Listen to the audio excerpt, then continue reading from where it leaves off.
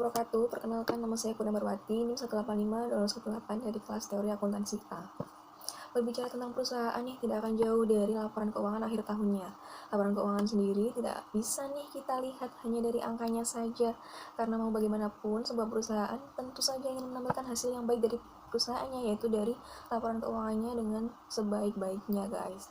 Oleh karena itu, pada video kali ini kita akan membahas tentang kasus dari PT Garuda Indonesia tentang laporan keuangannya pada tahun 2019 kemarin, guys. PT Garuda Indonesia atau biasa kita kenal dengan Garuda Indonesia merupakan salah satu maskapai penerbangan terkemuka di Indonesia. Maskapai penerbangan ini pertama kali mengudara pada tahun 1940-an dalam era pendudukan Belanda. Pada saat itu maskapai masih bernama Indonesian Airways sejak 26 Januari 1949 dengan pesawat pertamanya bernama Siulawah atau Gunung Emas.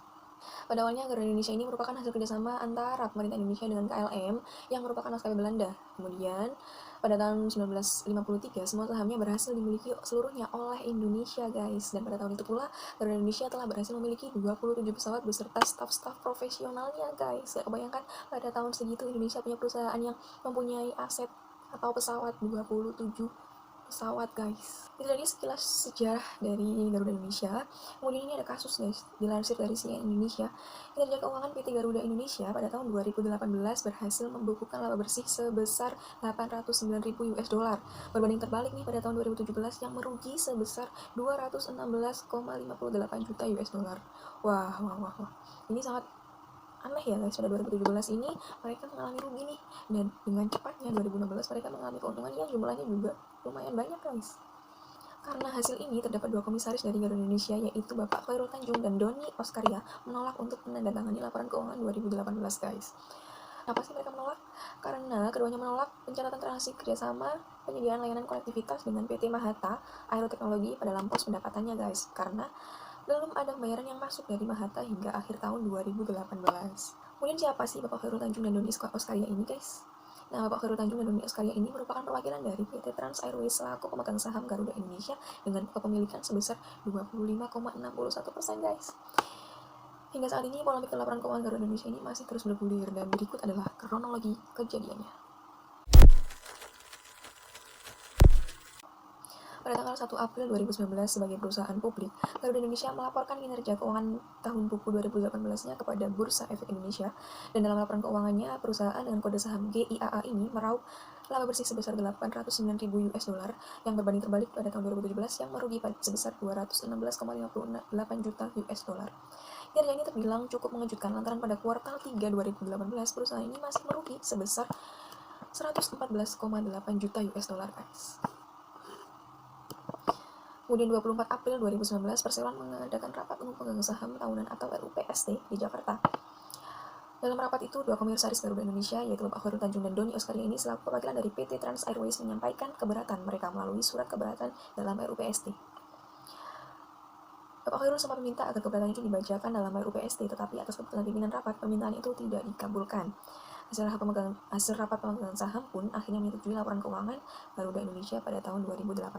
Kenapa sih Trans Airways ini keberatan dengan laporan tahun 2018 ini? Nah, Trans Airways ini berpendapat angka transaksi dengan Mahata sebesar 239,974 juta ini terlalu signifikan sehingga mempengaruhi neraca keuangan Garuda Indonesia. Padahal jika nominal dari kerjasama tersebut tidak dicantumkan sebagai pendapatan, maka perusahaan sebenarnya masih merugi sebesar 244,96 juta US dollar.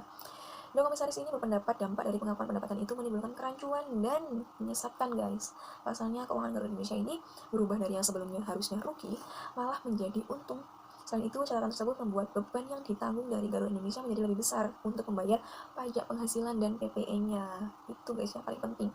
Bapak Khairul ini benar menurut saya, karena laba yang semakin besar itu akan mempengaruhi pajaknya, guys. Laba yang besar, pajaknya juga akan besar. Padahal sebenarnya perusahaan tersebut rugi, tapi malah harus membayar pajak yang lebih besar, kan nantinya malah dampak lagi, rugi lagi gitu, guys.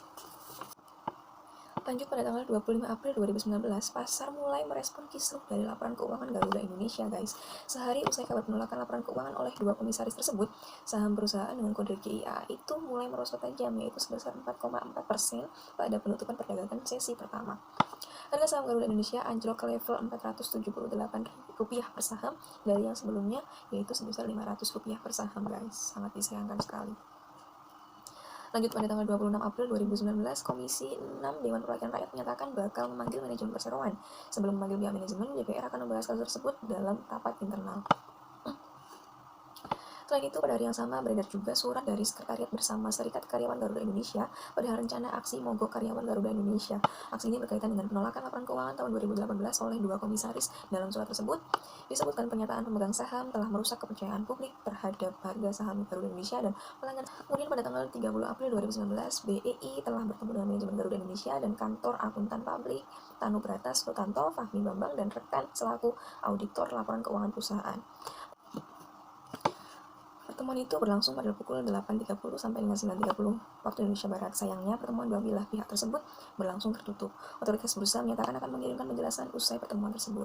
Sementara itu, Menteri Keuangan mengaku telah meminta Sekretaris Jenderal Kementerian Keuangan Hadianto untuk mempelajari kisruh terkait dengan laporan keuangan BUMN tersebut. Itu tadi adalah kronologi dari kasus PT Garuda Indonesia, guys. Selanjutnya kita akan membahas tentang fakta-fakta dari kasus PT Garuda Indonesia ini, guys. Dilansir dari liputan6.com yang telah merangkum 7 fakta dari kronologi kasus laporan keuangan Garuda Indonesia yang kontroversial ini, guys. Nah, fakta yang pertama yaitu 2 komisaris tolak laporan keuangan. Seperti yang tadi ada di kronologi, pada RUPS tadi ada 2 komisaris yang menolak laporan keuangan tahun 2018, guys. Kemudian fakta kedua yaitu berbagai pihak mulai angkat suara, guys. Siapa aja tuh? Yang pertama ada Menteri BUMN Ibu Rini Sumarno yang menjelaskan tentang bersikeras tidak ada yang perlu dipermasalahkan dari laporan keuangan tersebut. Alasannya karena Garuda sudah melibatkan auditor akuntan publik yang sudah disetujui oleh OJK.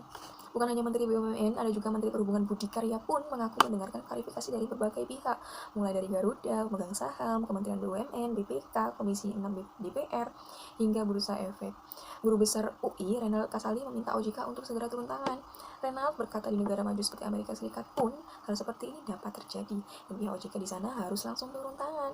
Sementara pengamat Kris Kuntandi menilai piutang dapat diakui sebagai pendapatan. Namun, untuk masalah Garuda ini menyarankan agar melihat dari ke kontrak perjanjian awal mengenai pengakuan pendapatannya, guys. Selanjutnya fakta ketiga yaitu karyawan ancam mogok. Seperti yang tadi dijelaskan di kronologi juga, ada beberapa karyawan yang mengancam mogok, yaitu Serikat Karyawan Garuda Indonesia mengaku kecewa karena urusan laporan keuangan ini bocor ke publik.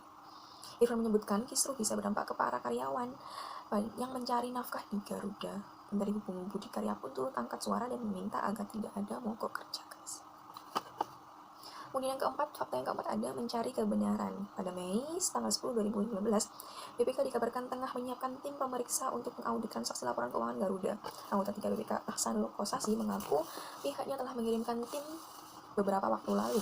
Tim ini bekerja untuk mengevaluasi kantor akuntan publik. BPK juga telah melakukan wawancara dengan jajaran direksi serta melakukan kajian lainnya. OJK juga ikut mendalami laporan ini. Ya, OJK bekerjasama dengan Bursa Efek Indonesia untuk menjadi penengah dalam kisruh laporan keuangan Garuda ini, guys. Hussein mengatakan pihaknya juga telah bekerjasama dengan Bursa Efek Indonesia untuk menjadi penengah dalam kisruh laporan keuangan Garuda.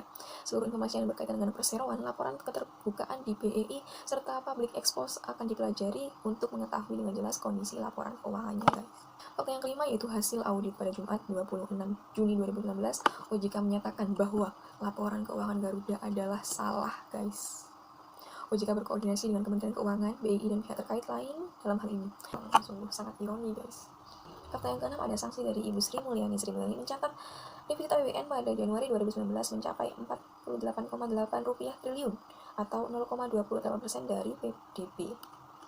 Menteri Keuangan Sri Mulyani menjatuhkan sanksi kepada akuntan publik Kasser Sirumapea dan kantor akuntan publik Tanubrata Sutanto, Fahmi Bambang, dan rekan. Keduanya adalah auditor laporan keuangan PT Garuda Indonesia dan entitas anak tahun 2018. Sanksi yang dijatuhkan berupa yang pertama ada pembekuan izin selama 12 bulan. Yang kedua ada peringatan tertulis dengan disertai kewajiban untuk melakukan perbaikan terhadap sistem pengendalian mutu KAP dan dilakukan review oleh BDO International Limited. Kemudian fakta yang ketujuh ada Garuda angkat suara. Garuda Indonesia mengklaim bahwa kontrak yang baru berjalan 8 bulan dan semua penyelesaian telah sesuai dengan ketentuan PSAK yang berlaku yang tidak ada aturan yang dilanggar, guys. Itu tadi adalah 7 fakta tentang kasus PT Garuda Indonesia, guys. Menarik bukan? Selanjutnya kita akan membahas tentang 3 kelalaian auditor Garuda Indonesia yang dibeberkan oleh Kementerian Keuangan, guys. Dilansir dari CNN Indonesia, Kementerian Keuangan memaparkan 3 kelalaian akuntan publik dalam mengaudit laporan keuangan PT Garuda Indonesia. Sekretaris Jenderal Kementerian Keuangan Hadianto merinci kelima kelalaian yang dilakukan. Yang pertama ada akuntan publik bersangkutan belum secara tepat menilai substansi transaksi untuk kegiatan perlakuan substansi pengakuan pendapatan piutang, dan pendapatan lain-lain. Sebelum akuntan publik ini sudah mengakui pendapatan piutang meski secara nominal belum diterima oleh perusahaan.